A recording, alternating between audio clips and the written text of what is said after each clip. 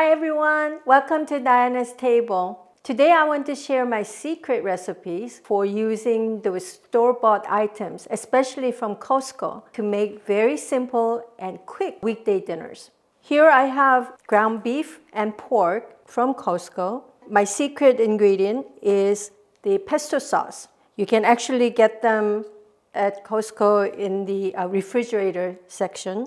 This really adds a real wonderful kick and enhances the taste of your ground beef and pork. And I'm going to make what we call a Western style version of tteokgalbi. You can actually make this with 3 ingredients. As I said, pesto sauce and a little bit of panko to make the beef and pork add together. If you have additional vegetables in the refrigerator, then you can add some chopped carrots or onions or even scallions. Ground beef, 2 parts to 1 part of pork. In the States, you can get ground chicken or turkey very easily. You can replace beef and pork with that. On a weekday, you don't have time to cook. So just add the pesto sauce and it'll really enhance the taste of the chicken.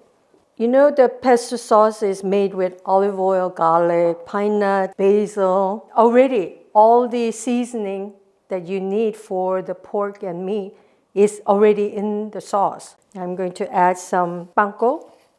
You can use any kind of breadcrumbs or panko sauce that you can buy in the store.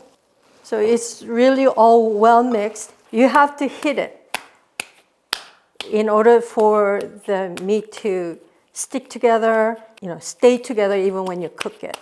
So hit it for about 10 times each. I'm going to make it sort of nice and small size here.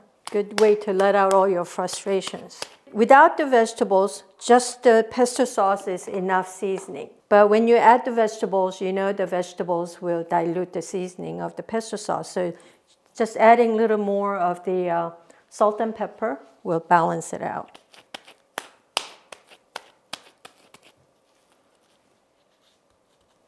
So we're ready to cook. First, drizzle some oil and wait for it to shimmer. Let me cook the ones without the vegetables first.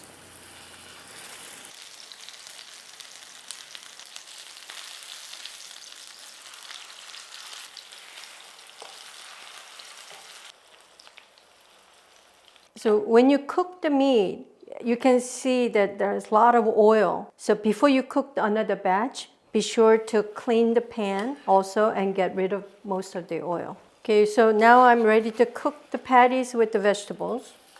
In order for it to brown evenly on both sides, be sure to do it on medium-low heat. You don't want it to burn too quickly. You can freeze patties uncooked or even after it's cooked. If it's uncooked, then you just have to thaw it before you cook it again. But if it's cooked and you freeze it, then you can just actually add it into like tomato sauce or chicken broth or whatever you have and just really have a very quick meal ready. I usually have these frozen in the refrigerator ready for emergencies. It's finished. Before I taste it, I usually use either tonkatsu sauce, but my personal preference is to use balsamic vinegar. I always find that balsamic vinegar cuts the grease a little bit and adds real nice fresh taste to the meat. Let me taste one right now. I try half of the original. Although I made it, it's really good.